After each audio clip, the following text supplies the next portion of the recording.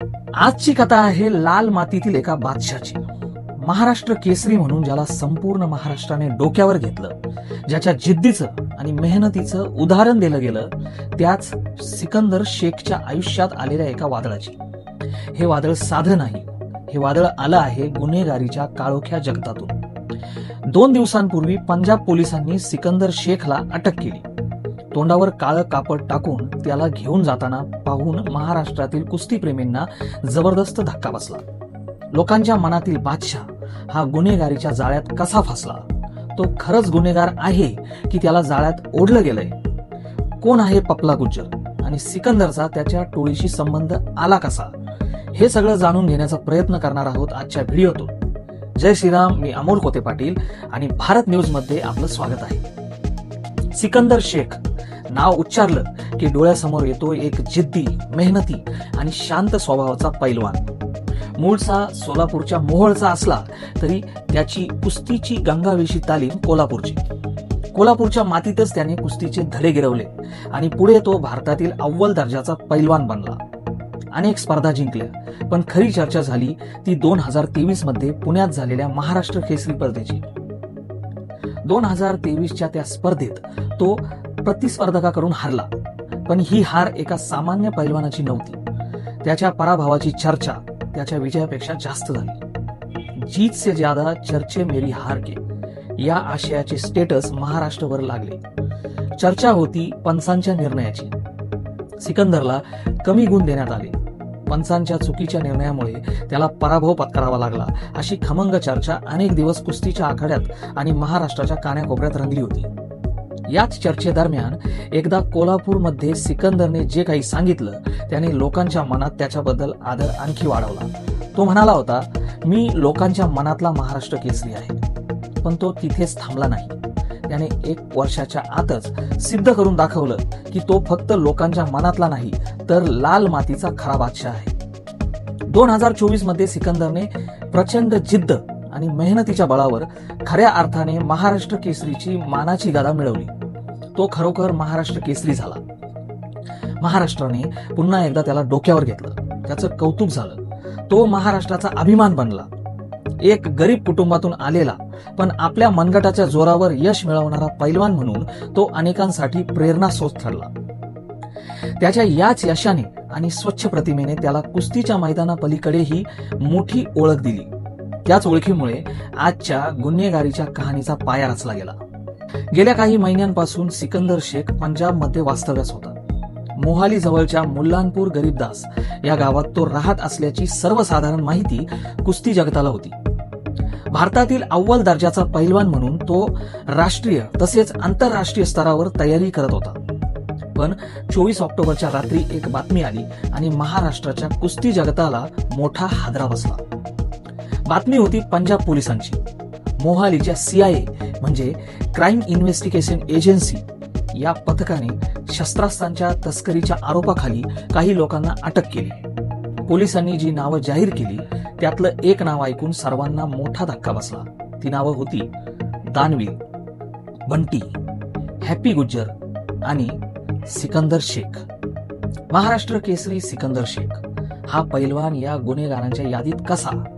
पोलिसांनी या चौघांकडून मोठी सामग्री जप्त केली. 5 पिस्तुलं, 1,99,000ची कॅश, एक XUV आणि एक स्कॉर्पिओ गाडी, इतर शस्त्रे आणि साहित्य.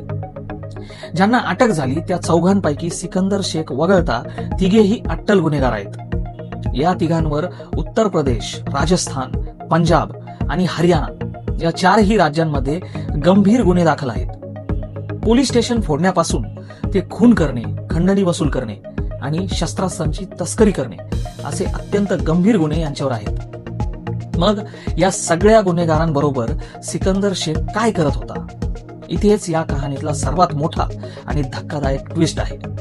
सिकंदरला केवळ आरोप आहे म्हणून पकडलं नाही, तर त्याला या तिघांबरोबर रेड हॅट पकडण्यात आला आहे. पोलिसांनी स्पष्ट केलं आहे की त्यांच्याकडून जप्त करण्यात आलेल्या शस्त्रास्त्रांच्या वेळी सिकंदर त्यांच्या सोबत होता. त्यामुळे सिकंदर सहज सुटेल याची शक्यता खूपच कमी आहे. पंजाब पोलिसांनी सिकंदरसाठी जो शब्द वापरला तो अत्यंत भयानक आहे. तो शब्द आहे फ्रंट. फ्रंट म्हणजे असा व्यक्ती ज्याच्यावर कोणताही गुन्हा दाखल नाही, जो दिसायला सामान्य माणूस आहे, पण तो एका मोठ्या गुन्हेगारी टोळीसाठी काम करतो. त्याची स्वच्छ प्रतिमा आणि जनमानसातील लोकप्रियता याचा फायदा टोळीला त्यांच्या अवैध कामांसाठी करून घ्यायचा होता. ही टोळी जी शस्त्रास्त्रे विकणार होती ती दुसऱ्यांच्या हातात देण्याचे काम फ्रंट म्हणून सिकंदर शेख करत होता. 24 ऑक्टोबरला नेमकं काय घडलं? पपला गुज्जर टोळीचे 2 गुंड बंटी आणि दानवीर मोहालीच्या एअरपोर्ट चौकात काही शस्त्रे देण्यासाठी आले होते. ते एका XUV मधून आले. त्यांनी तिथे ही शस्त्रे सिकंदर शेखच्या ताब्यात दिली.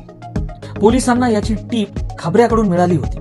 पोलिसांनी एअरपोर्ट चौकात सापळा रचला आणि त्याच वेळी तिघांनाही शस्त्रास्त्रांसह रंगेहात अटक केली.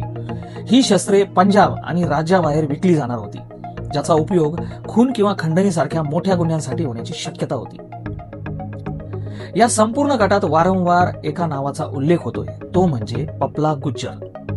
आजच्या घडीला जसा लॉरेन्स बिश्नोई आहे तसाच पपला गुज्जर हा उत्तर भारतातील गुन्हेगारी जगातील एक मोठं नाव आहे. आज तो अजमेर पोलीस कोठडीत असला तरी त्याच्या नावाने खंडणी वसुली आणि खून खराबा सुरूच आहे.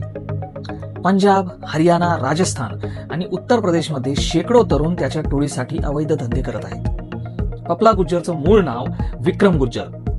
हरियाणाच्या महेंद्रगड जिल्ह्यातील हा तरुण सैन्यात भरती होण्याऐवजी कुस्तीच्या नादाला लागला.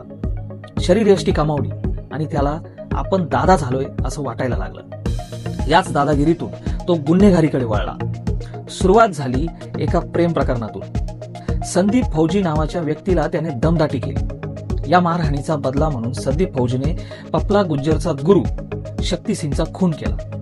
आपल्या गुरुच्या खुनाचा बदला घेण्यासाठी पपला गुज्जरने संदीप फौजीवर हल्ला केला आणि केवळ संदीप फौजीच नाही तर त्याच्या आईला आणि मामालाही मारलं. एकाच वेळी 3 खून करून तो फरार झाला. 2016 मध्ये त्याला अटक झाली, पण त्याला कोर्टात नेत असताना त्याच्या टोळीतील पैलवानांनी पोलिसांवर हल्ला केला आणि त्याची सुटका केली. 2019 मध्ये तो पुन्हा पकडला गेला, पण राजस्थानमधील बहरोड पोलीस ठाण्यात AK-47 घेऊन त्याच्या टोळीने हल्ला केला आणि त्याला पुन्हा सोडवलं. पपला गुज्जरच्या टोळीत अनेक पैलवान असल्याने त्यांना शक्तीचा फायदा मिळतो आणि त्यामुळे पोलिसांसाठी त्याला पकडणं खूप कठीण होतं. पोलिसांच्या तावडीतून सुटल्यानंतर पपला गुज्जर थेट कोल्हापूरमध्ये आला. इथे त्याने आपले नाव मानसिंग किंवा उदय सांगितले. कोल्हापूरच्या जिम मध्ये तो रोज व्यायाम करायचा आणि सामान्य जीवन जगायचा. कोल्हापूरमध्ये असताना त्याचे जिया नावाच्या स्थानिक मुलीवर प्रेम झाले आणि ते एकत्र राहायला लागले. तिला त्याच्या गुन्हेगारी चारित्र्याबद्दल काहीच माहिती नव्हती, पण हरियाणा आणि पंजाब पोलिसांनी त्याला कोल्हापुरातही शोधून काढलं. अखेर 28 जानेवारी 2021 रोजी पोलिसांनी सापळा रचून त्याला कोल्हापूरमधून अटक केली. तेव्हापासून तो अजमेरच्या कोठडीत असून त्याला जन्मठेपेची शिक्षा झाली आहे, पण तरीही त्याचं साम्राज्य सुरूच आहे. आता मोठा प्रश्न हा आहे की सिकंदर शेखचा या पपला गुज्जर टोळीशी संबंध आला कसा?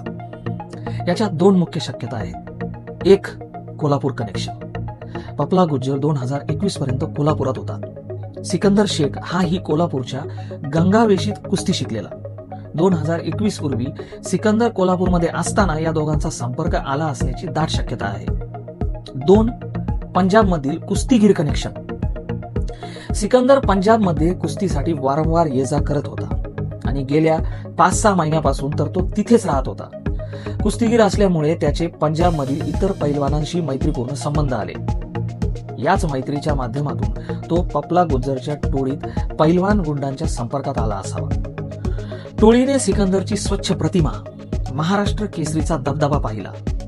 याच गोष्टीचा फायदा घेऊन त्यांनी त्याला फ्रंट बनवलं. सिकंदरला या रॅकेटच्या भीषणतेची कल्पना होती की नव्हती हे आता तपासानंतर स्पष्ट होईल, पण तो एका अवैध धंद्यात उतरला हे निश्चित.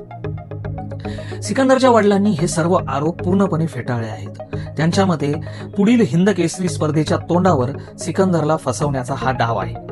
एक बाप म्हणून त्यांच्या भावना स्वाभाविक आहेत, पण पंजाब पोलिसांनी त्याला शस्त्रास्त्रांसह रंगेहात पकडल्याचे सांगितलं आहे. पोलिसांकडे काही महत्वपूर्ण पुरावे देखील आहेत जे कोर्टात सादर होतीलच. जर सिकंदर शेखवरचे हे आरोप खरे ठरले तर एका लाल मातीच्या बादशाची माती झाल्याशिवाय राहणार नाही. ज्या महाराष्ट्र केसरीने महाराष्ट्राचा अभिमान वाढवला त्यानेच जर गुन्हेगारी टोळीसाठी काम केले असेल तर सिकंदर शेखमुळे संपूर्ण कुस्ती क्षेत्राची मान शर्मेने नक्कीच खाली जाईल. या घटनेने अनेक प्रश्न उभे केले आहेत. कुस्तीगीर केवळ आपल्या शक्तीच्या बळावर गुन्हेगारी टोळ्यांच्या जाळ्यात अडकत आहेत का? आणि पैसा आणि शॉर्टकटच्या मोहातून बाहेर पडून लाल मातीतील ही परंपरा आपला नैतिक आधार टिकून ठेवेल का? या संपूर्ण विषयावर तुम्हाला काय वाटतं हे कमेंटमध्ये नक्की सांगा. हा व्हिडिओ आवडला असेल तर व्हिडिओला लाईक करा आणि भारत न्यूजला सबस्क्राईब करायला विसरू नका. पुन्हा भेटूया पुढच्या व्हिडिओमध्ये. तोपर्यंत जय श्रीराम.